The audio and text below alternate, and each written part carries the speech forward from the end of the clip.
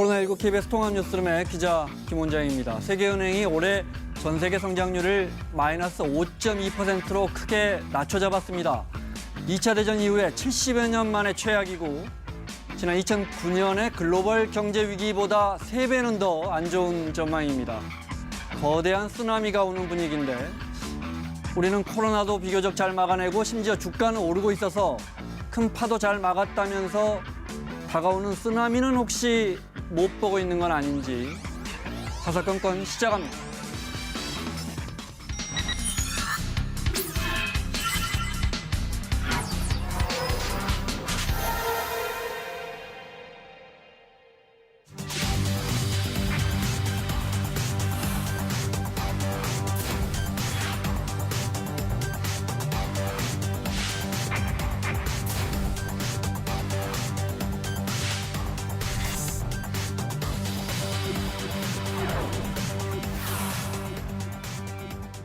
대남 압박 및 한반도 긴장 고조를 통해 장기간 교착 상태에 놓인 북미 협상 재개의 실마리를 얻으려는 의도로도 분석됩니다.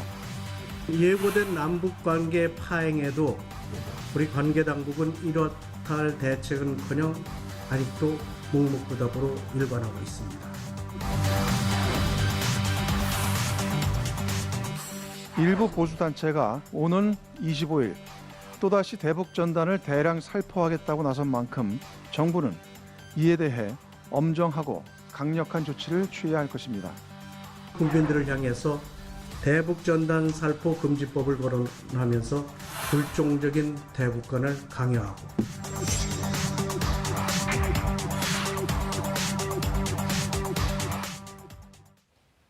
북한이 남북 정상의 한 라인까지 끊어버렸습니다.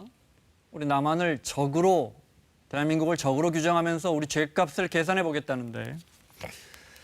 자, 부산 사상의 미래통합당 장제원 의원, 충남 논산 계룡 금산의 민주당 김종민 의원 함께하겠습니다. 어서 오십시오. 안녕하십니까. 안녕하세요. 무거운 이야기로 시작하겠습니다. 아시겠지만 이제 오늘 모든 통신선을 다 끊었고요. 우리 죗값을 계산해 보겠다. 아주 표현이 거칩니다. 왜 이러는 거예요? 여당에서 좀 파악하시는 거 있어요? 네. 사실 뭐 특별한 계기도 없었단 말이에요. 일단 뭐 지금 전체적으로 북미 관계와 남북 관계가 이제 교착 상태 아니겠습니까? 네. 이제 오래된 교착 상태가 지속되고 있는데 이런 교착 상태에 대한 뭐 일종의 반응, 뭐 대응 이런 관점에서 좀 종합적으로 분석을 해볼 필요는 있을 것 같아요. 정말 이렇게 아무것도 안 할 것이냐 뭐 이런 시그널이다 이 말씀. 그래서 하여간 뭔가 네. 어떤 대화의 단서, 네. 뭐 실마리 이런 것들을 제공하는 면도 있지 않을까 하는 생각이 드는데 일단 그게 이제 이렇게 부정적인 이슈로 시작이 됐단 말이죠. 그런 점에서 보면 우리로서는 별로 반가운 실마리는 아닙니다. 물론입니다. 네.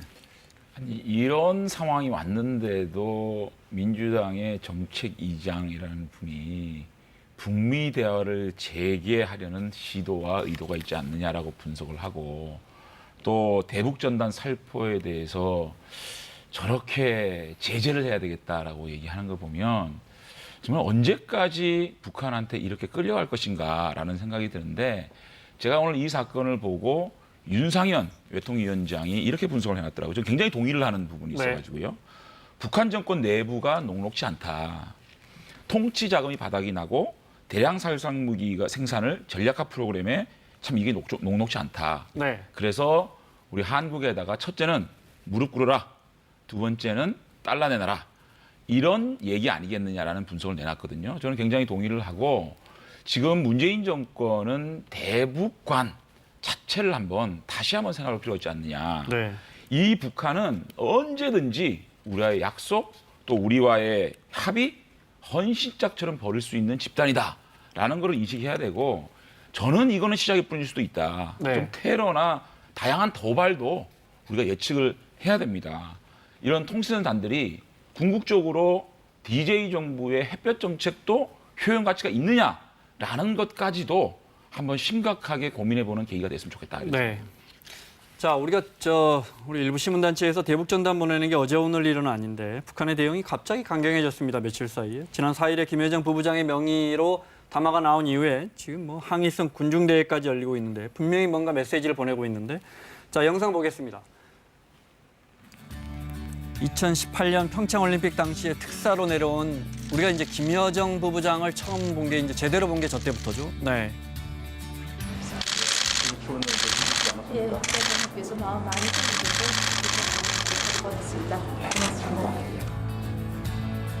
회담 끝나고 네 여기는 이제 배석한 김여정 부부장의 모습이고 우리 언론의 초미의 관심이었죠. 네. 하지만 정말 확 바뀌었습니다. 네. 비난 성명 매우 거칠었습니다. 네. 비열한 방식으로 핵 문제를 걸고 들면서 비방 중상한다. 갖추지 못한 미친 공주호의 자비도 모르는 무자비한 증거를 남기고 북한 내부에서 연일 지금 뭐 군중대회 항의 메시지가 나오고 있는데 미쳐날 때는 아무도한 군수들을 무자비하게 선고하고야 할 것이다. 기조를 바꿔야 한다. 야당에서 제일 자주 나오는 보수층에서 자주 나오는 게 이제 계속 끌려다니느냐 이런 입장이죠. 이제 제가 보기에는 이제 야당에서는 뭐 이런 일이 생기면 항상 이제 북한하고 이제 싸우자 또는 북한에게 강경하게 이제 뭐 한판 하자 이런 분위기로 자꾸 가는데 우리가 지금 남북 분단된 이후에 수십 년 동안 겪어온 일이거든요. 그래서 이거는 우리가 뭐 이런 거에 일일이 이렇게 우리가 어떤 그 예민한 대응을 해서 네. 해결되지 않는다는 건 우리 국민들도 잘 알고 있고 저는 이런 걸 이렇게 봅니다. 지금 이제 북한이 일단 명목상으로는 이 4.27 판문점 합의 또 9.19 군사 합의를 네. 위반했다라고 하는 거를 계속 강조를 하고 있어요. 물론 그때 이제 우리가 그 확성기도 이제 그만하고 그다음에 전단 살포도 그만하겠다. 그다음에 군사 훈련도 좀 우리가 남북 간에 그런 그 서로 네. 그 관계를 어쨌든 상호 손상시키지 비방을 않도록 하지 하겠다. 않겠다고 서로 약속을 했었죠. 네. 그래서 이제 그런 기조 위에서 이제 문제 제기를 하는 명분을 갖고 있는 거죠. 그런데 이제 제가 보기에는 이 문제의 핵심은 북미 핵 협상과 관계없이 이 남북 관계를 우리가 능동적으로 한번 돌파해 볼 거냐 아니면 결국은 북미 핵 협상의 큰 틀에 종속 변수로 남북 관계를 가져갈 거냐 네. 여기에 대한 우리 국내의 고민이 좀 필요할 것 같습니다. 지금 이런 문제들도 우리가 사실 이건 핵 협상과 관계없이 대화가 가능한 얘기고 네. 그다음에 개성공단 문제라든가 기타 이제 남북 간에 여러 가지 나눴던 여러 가지 얘기 중에서 미국과 같이 협의해서 가능한 여러 가지 실천 조치들을 발굴해서 우리가 남북 관계는 별도의 트랙으로 한번 가동을 해볼 건지 이 점에 대한 고민을 던져주고 있는데 이 점에서 야당이 네. 그러니까 지금 늘 지난 70년 내내 북한이 보였던 반응이에요. 이런 반응은. 우리는 이런 반응 속에서도 어떻게든지 문제를 해결하기 위한 대책을 만들어야 우리의 또 임무고요. 네. 그런 점에서 한번 생각을 해주셨으면 좋겠다. 아니 예. 저는 뭐 김종민 의원의 말씀도 일리가 있어요. 지금까지 우리가 대북 관계를 이렇게까지 진행해 왔는데 지금 다시 돌아가서 대북 강경 노선을 취한들 과연 더 악화되지 않겠느냐는 걱정이잖아요. 네. 그렇다면 지금까지 이렇게 대북 좀 어떻게 보면 끌려다니기 저희 입장에서 표현이 끌려다니기로 일관하는데 이런 상황이 벌어졌을 때 이 문재인 정권에서 이런 방식으로 가겠다라는 대안이라도 좀 제시를 한다 그러면 좀 기다리겠는데 지금 죄송하지만 김종민 의원 말씀에 따르면 아무 대책이 없습니다. 그러니까 그 남북 관계 문제를 직접적으로 좀 대화를 해서 풀어볼 수 있지 않을까? 이렇게 얘기하는 거는 사실상의 대안이 없다는 얘기거든요. 북한이 우리나라와 함께 이 핵 문제를 대화를 나누고 풀어갈 수 있습니까? 결국은 북미 관계거든요. 북미 관계를 어떻게 해결할 것인가를 보면 지금 북한에서 미국에서 미국 사정이 녹록지 않지 않습니까? 그래서 저는 다시 한번 문재인 정권이 한번 돌아봐야 된다. 지금 한번 보십시오. 제가 대변인 시절에 그렇게 얘기하지 않았습니까? 이렇게 대북 관계를 끌려갔을 경우에는 북한이 강경 노선으로 전환했을 때 우리가 속수무책으로 어떤 대안도 어떤 대응도 할 수 없는 상황에 빠질 수밖에 없다. 이런 것들에 대해서 좀 단계별로 접근할 필요가 있지 않느냐라는 경고를 했거든요. 그럼 저희들이 그 경고에 대해서 지금 이런 상황이 왔습니다.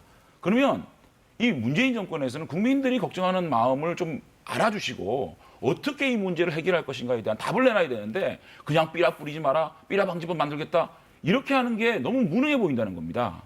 아니, 그건 아니고요. 네. 제가 이거 약간 좀 그 반박이 좀 필요한데 우리가 이제 판문점 선언 비준을 국회에서 하자고 그랬어요. 그러니까 이게 지금 우리가 그 북미 핵 협상은 사실 우리 맘대로는 못하지 않습니까? 그거는 우리도 참여는 네. 하지만 우리의 전적인 결단에 의해서 이루어지는 건 아니기 때문에 그 외에 우리가 할 수 있는 남북 관계의 문제 이런 것들이 이제 판문점 선언을 통해서 진행이 되는데 사실 이게 핵심은 뭐냐? 국내의 합의입니다. 국내가 합의가 돼야 미국을 설득하라고 자꾸 얘기하는데 미국 설득의 필수 요건이 국내에서 의견이 모아지는 거예요. 그래서 저는 야당과도 이걸 야당하고 논쟁할 문제는 아니에요. 만약에 지금 우리 장제원 의원님 말씀대로 적극적인 대응책을 한번 세우자 그러면 적어도 대통령이 갖고 있는 이 대북 전략, 남북 관계에 대한 전략 이거를 존중해주고 그 위에서 야당이 갖고 있는 문제의식이 한 3 정도가 반영되는 이런 네. 정도의 합의안을 만들어서 판문점 합의도 비준하고 이런 방향으로 가게 되면 저는 지금 북핵 협상이 좀 교착에 빠졌더라도 남북 간에 할 수 있는 일이 여러 가지 있다. 그런데 이 점에서 이 야당과 이 의견체가 너무 안 좁혀지니까 지금 이제 진도를 못 나가고 있는 건데 네. 이번 기회에 한번 얘기를 해봤으면 알겠습니다. 하겠습니다. 자, 조영 원내대표 이야기 듣고 장제원 의원님 말씀 듣겠습니다. 네. 남북 관계를 우리가 늘 이 저자세로 굴종적인 자세를 해오다가 이런 일이 생겼다고 저는 그래 보고 있습니다. 북한은 유엔 안보리 제재가 장기화되고 또 코로나 때문에 어려워져서 어떤 돌파구를 찾으려고 판을 흔들고 싶어 하는데 대북 전단 문제를 빌미 삼아서 아마 판을 흔들고 상황을 타개하기 위해서 저렇게 나온 것이 아닌가 싶은데 지금까지 늘 우리 정부가 휘둘리면서 이 북한의 기분을 맞추어온 결과가 이렇다고 하니까 참담할 뿐입니다.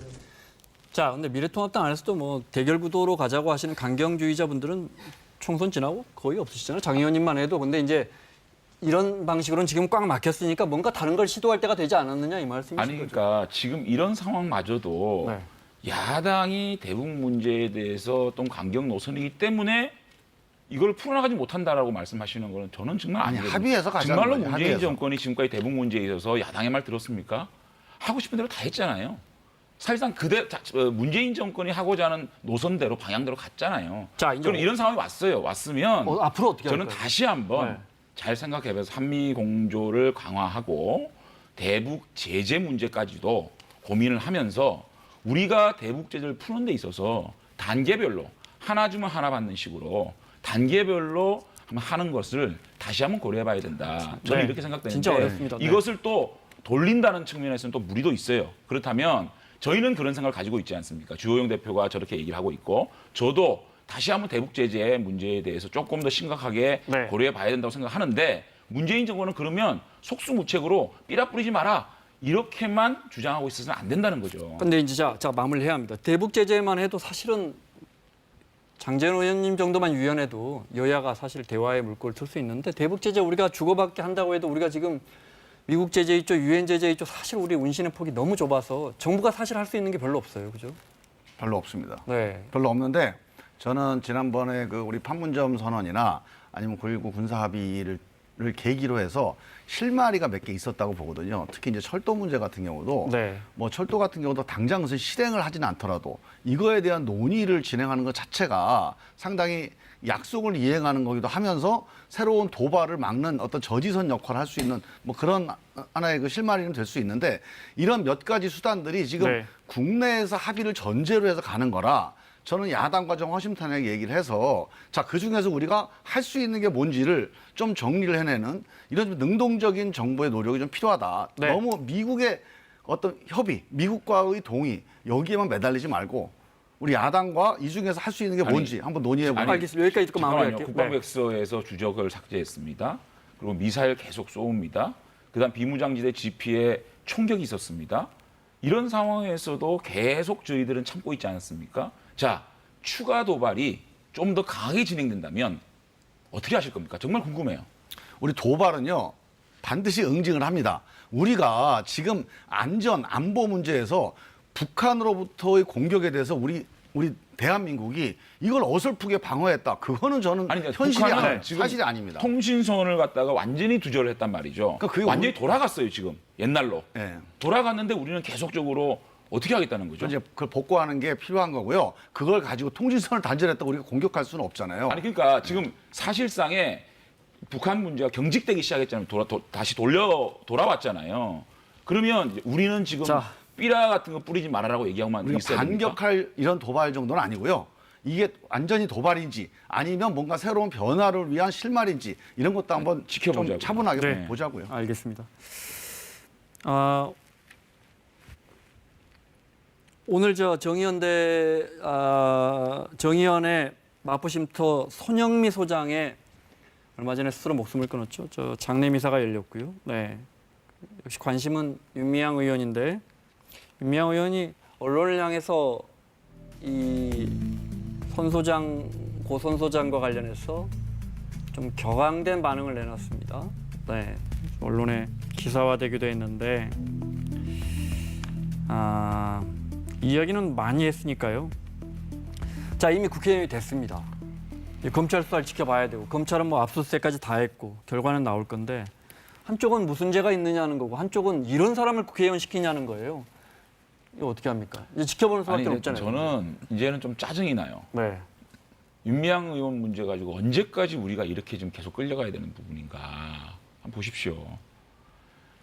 위안부 문제에 대한 우리 시민운동, 이 30년 동안 이끌어왔던 이 시민운동도 이제 폄하되기 시작하는 상황이 왔고 일본의 극우 세력들에게 빌미도 제공하고 있는데 민주당이 이거를 계속 법적 문제가 해결돼야지만 제명을 하겠다라고 얘기를 하고 있으니 참 통탄할 노릇이거든요. 한번 보십시오. 이 이용수 할머니가 그 많은 돈이 어디 간지 알 수 없다라는 그 한마디에 이 위안부 문제는 늘 제가 말씀드리지만 할머니 당사자의 문제입니다. 당사자가 이렇게 절규를 하고 있는데 민주당은 왜 이렇게 수수방관하고 있는지 이해가 안 돼요. 이 꼴을 왜 계속 보고 있어야 됩니까? 일단요, 이 문제는 저는 딱 세 가지를 원칙으로 해서 이제 좀 해결을 하자 이런 말씀을 드리는데 문제의 핵심은요, 우리 정의연 활동과 관련돼서 많은 돈들이 이제 국민들 모아줬지 않습니까?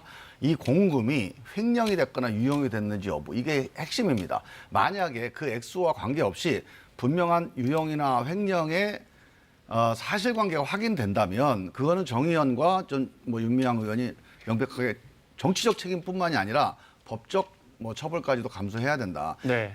이게 이제 핵심이고요. 두 번째로는 그렇다고 해서 이 정의연이나 이용수 할머니라든가 아니면 자기 진영에 따라서 서로 공격을 해야 되는데 이 위안부 할머니와 관련된 운동, 지난 30년 운동 전체가 공격되거나 아니면 도마 위에 오르면 안 된다. 이 두 번째 원칙도 분명히 우리가 지켜야 됩니다. 마지막 세 번째로 지금 야당이 공격하고 있는 여러 가지 문제점들은 대부분이 1인이 시민단체를 하다가 보니까 회계도 좀 부실하고 약간 좀 아마추어적인 이런 것들 때문에 생길 수 있는 그런 문제들, 이런 문제들은 제도를 개선하든지 아니면 뭔가 앞으로 관행을 바꾸든지 하는 걸로 해결을 해나가야 되는데 요 세 번째 문제하고 첫 번째 유용과 횡령, 이 두 번째 문제가 이게 섞여 있어요.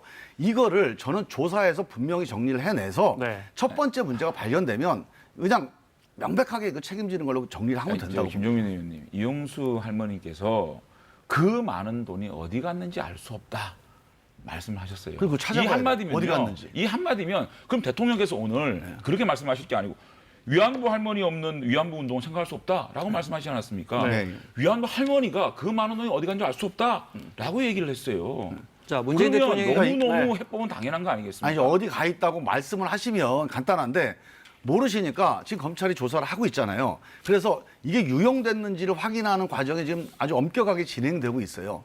윤석열 총장이 지금 빨리 수사하라고 지시까지 했잖아요. 우리 조국 장관, 현직 장관까지 다 흔들었던 수사권인데, 수사력인데 저는 이 점에서는 분명히 검찰이 밝힐 거다. 그러니까 야당이 너무 이걸 조급하게 정치적으로 볼 필요는 대통령께서 없다고. 하신 말씀도 어제요? 저는 네. 정말 본질이 아닌 거예요. 위안부 할머니 없는 위안부 운동은 생각할 수 없다. 그렇게 말씀하신 게 아니고요. 윤미향 의원과 관련된 불법 모금 지출, 회계 불투명성, 책임 소재 빨리 수사해서 이 문제를 명명하게 밝혀라. 이렇게 나가야 되는 거 아닙니까? 총장이 하고 있는데 아니 네. 대통령이 이 본질에 대해서 말씀을 검명을 하실 거면 네. 이 문제를 논의를 해야죠. 문재인 대통령 이야기 들어보고 말씀 나누겠습니다. 30년간 줄기차게 피해자와 활동가들, 시민들이 함께 연대하고 힘을 모은 결과 위안부 운동은 세계사적 인권운동으로 자리매김하였습니다. 결코 부정하거나 폄훼할 수 없는 역사입니다. 일각에서 위안부 운동 자체를 부정하고 운동의 대의를 손상시키려는 시도는 옳지 않습니다. 피해자 할머니들의 존엄과 명예까지 무너뜨리는 일입니다. 특히 정부는 이번 논란을 계기로 기부금 통합관리 시스템을 구축하여 기부금 또는 후원금 모금 활동의 투명성을 근본적으로 강화하겠습니다. 자신이 낸 기부금이나 후원금이 어떻게 사용되는지 투명하게 알 수 있다면 국민들의 선의가 바르게 쓰이게 되고 기부 문화도 성숙해질 수 있을 것입니다. 자, 김종인 의원 지적하셨듯이 법적 책임까지도 뭐 잘못된 게 있으면 책임져야죠. 그런데 이제 제가 드리고 싶은 말씀은 지금 이런 야당 등의 지적에도 불구하고 윤미향 의원을 뭐 싸고 돌았다고 할까요? 이런 책임도 분명히 져야 할 거고 그런 상황에서 반대로 지금 어떻게 됐는지 아무도 결과를 모르니까요. 네, 의혹만 나왔지. 반대로 만약에 일부 언론이나 미래통합당도 검찰에서 혐의가 없으면 그런 부분에 대해서 좀 책임지는 모습을 좀 아니죠. 보이셔야 할 것 같아요. 아니 저는 국회의원이라는 오늘 게 곽상도 의원이 위안부 할머니를 돈벌이 수단에 이용했다 이렇게 이야기했는데 이런 부분도 민사적 책임이 충분히 가능해요. 윤미향 의원 주장한 대로 아무 혐의가 아니 아무 혐의가 자 국회의원이라는 게 네. 공사 구분도 못하고 할머니의 후원금마저도 자기 계좌로 넣었어요. 그것만 가지고도 국회의원들 자기가 없는 분이에요. 그렇지 않습니까? 자 논의되고 지금요 네. 국고보조금이나 지원금이 37억이 앞뒤가 안 맞습니다 지금. 그러면 야당이 그것에 대해서 문제 지적하면 안 됩니까? 문제 지적하는 걸 책임을 져야 됩니까? 그러니까 그렇죠. 제가 말씀드린 거는 문제는 지적하실 네. 수 있는데 그런 부분 지적하실 수 있죠. 문제를 네. 지적하시는 내용이 이게 이제 회계 부정이 있고 불법이다 이렇게 말씀을 하시고 그런 상황에 대해서 조사가 지금 검찰이 진행 중인데 이 상태에서 이거 불법이 확실하니 물러나라 또는 뭐 법에 처벌을 받아라 이렇게 주장을 하시니 이런 과한 주장이면 나중에 과한 주장으로 밝혀지면 그것도 좀 구태 정치다. 아니 우리가 낡은 정치다, 정치라는 영역에서 네. 법만 따져야 됩니까? 아니 사실을 위해서 얘기하자는 거죠. 국민의 네. 정서가 있는 것이고요. 그리고 이런 의혹이 있으면 저는 국회의원직을 더 이상 수행할 수 없지 않겠습니까? 수행할 수 있다고 보십니까? 의혹만 가지고 그렇게 하는 건 조금 저는 생각이 다릅니다. 알겠습니다. 자, 다음 주제 넘어갈게요. 네. 장지원 의원님 그러니까 기본적으로 법리를 따지기 전에 그러니까 회계 부정까지 가지 않고 회계 부실 정도만 가지고도 문제 삼을 정도가 된다 이 말. 부실을 떠나서요. 저는 네. 할머님들의 사실 그 정도가 정확히 드러나지 않았거든요. 할머님들에 대한 후원금이라든지 기부금을 자기 계좌에 받았던 것 자체가 공사구분 못하는 사람 아닙니까? 이런 공사구분 못하는 사람이 어떻게 국회의원을 네. 합니까? 만약에 자기 계좌 받았는데 자기가 쓴건 아니잖아요. 쓰는 건 제대로 썼다면 뭐 만약이라는 게 의미 없지만 보십시오. 네. 안성 쉼터 문제도 있죠. 또 딸 그 유학자금 문제도 있죠. 또 아파트 문제도 있죠. 이렇게 의혹들이 터지면요. 그 사실이면 현실적으로 문제가 되죠. 지금 국회의원 역할을 하기가 힘들고요. 그다음에 윤미향 의원은 우리 국민들이 직접 윤미향 의원에 대해서 투표한 게 아니고요. 오로지 민주당을 지지하는 분들이 투표를 해서 그분이 민주당 내에 순번에 들었기 때문에 이 국회의원이 된 겁니다. 그러면 누구보다도 사실 윤미향 의원보다도 민주당에 더 책임이 있는 거예요, 이거는. 그러니까 민주당이 그 문제에 대해서 결자해지를 하는 게 맞죠. 여기는 네, 김 의원님 반론까지 듣고 우리 넘어가요. 김현커님께서 아까 이제 민주당이 이거 감싸는 책임도 져야 된다고 말씀하셨는데 저는 정말 엄격하게 개인적으로 뭐 감싸는 언행이 있었다 이렇게 얘기하지 몰라도 네. 당 차원에서는 저도 마찬가지고요. 이 문제 상당히 엄격하게 보고 있습니다. 거리를 두고 보고 있어요. 네. 그래서 이 문제가 조사 결과 밝혀지기 전까지 이거를 옹호하거나 하는 일 안 합니다. 단지 이게 정 의원이라고 하는 30년 동안의 위안부 운동으로 이 공격이 확산돼 나가는 뚝을 넘어가는 거에 대해서 우리가 조금 좀 네. 문제를 삼는 거지. 지금 이 행위가 우리가 조사도 안 됐는데 이걸 감싸려고 한다. 저는 아니 제 윤미향 생각으로 의원이 다릅니다. 민주당 국회의원에 있는 것이 오히려 더 정 의원의 그동안의 노력, 그러한 숭고한 가치를 훼손하는 생각 안 들지 않습니까? 알겠습니다. 자, 사실관계를 좀 조사해서 네. 자, 검찰 수사가 진행되고 있으니까요. 아마 조만간 소환될 수도 있을 것 같습니다. 이재용 삼성전자 부회장 영장 기각됐습니다. 어제 이제 구치소에서 밤늦게 그러니까 새벽까지 이제 기다리다가 영장 발부가 기각되고 나오는 모습 잠깐 보겠습니다.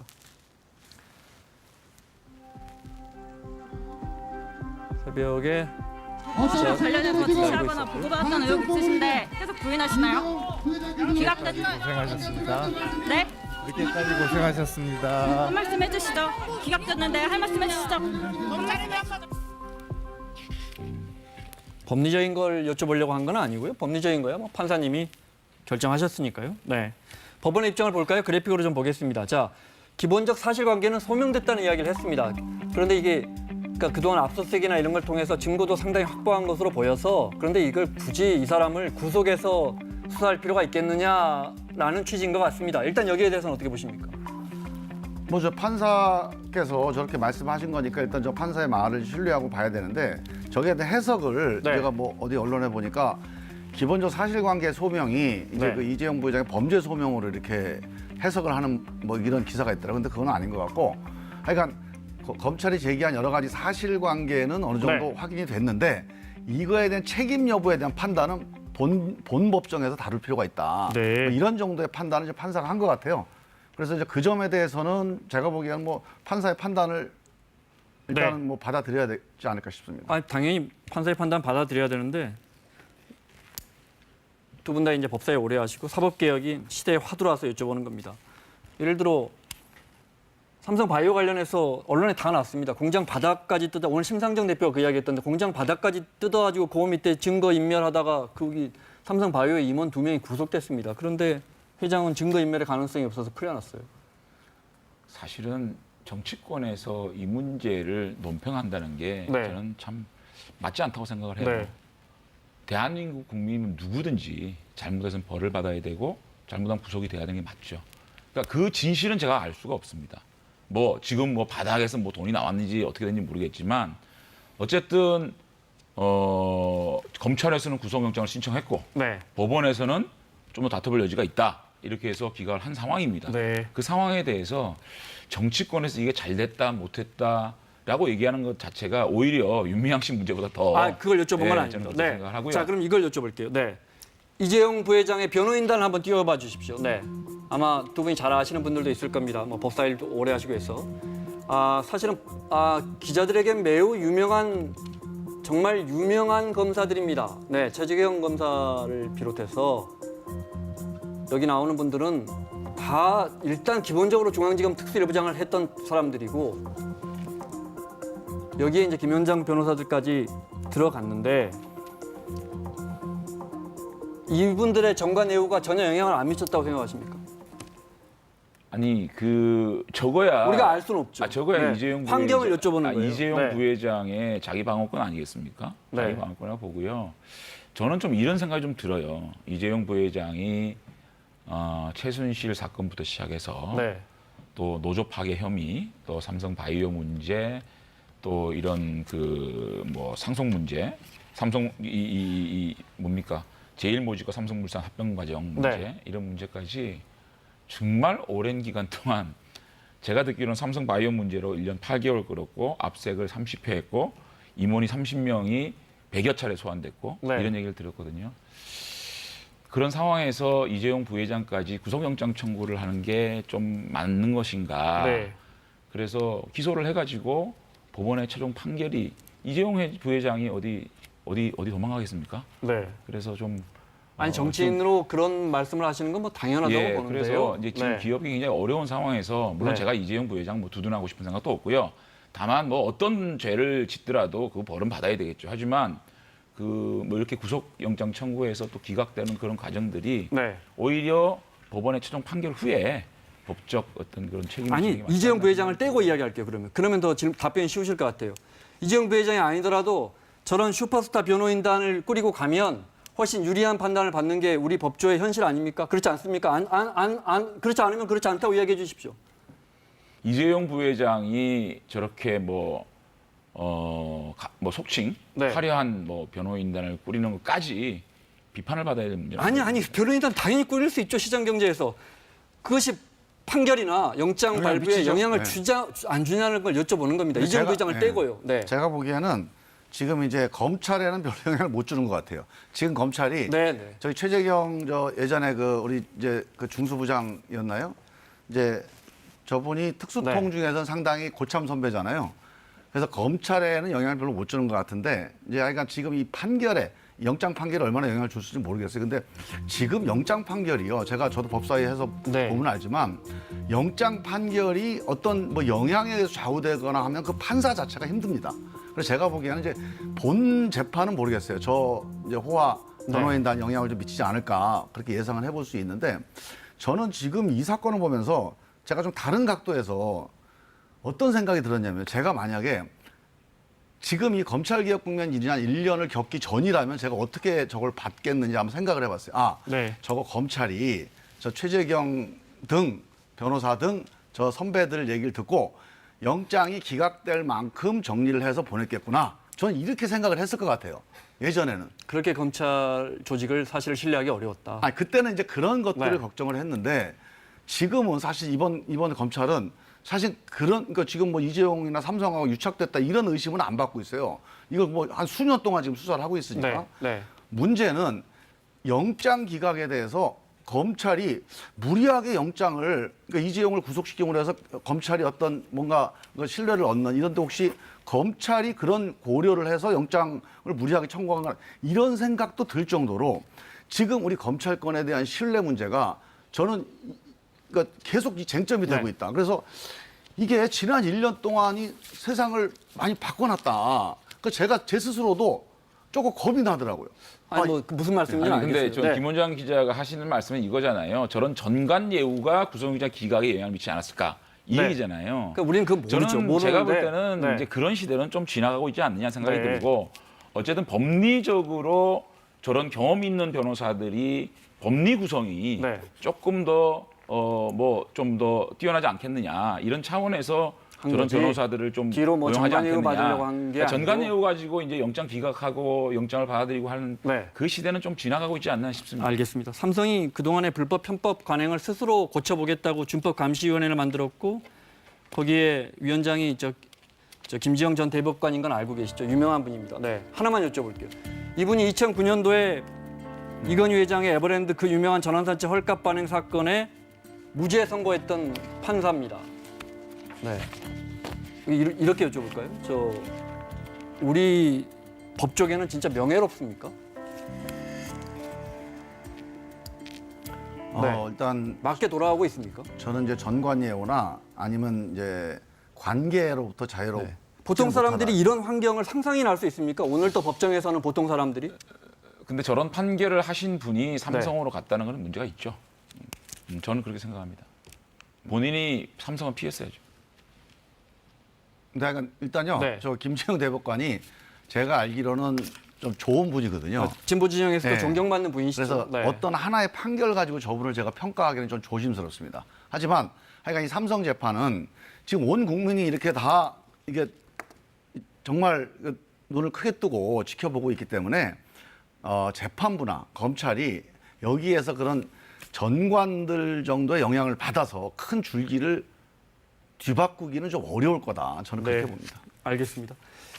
그러길 믿습니다. 네. 자, 김정민 의원, 장재원 의원과 함께했습니다. 다음 주에 뵙겠습니다. 고맙습니다. 네.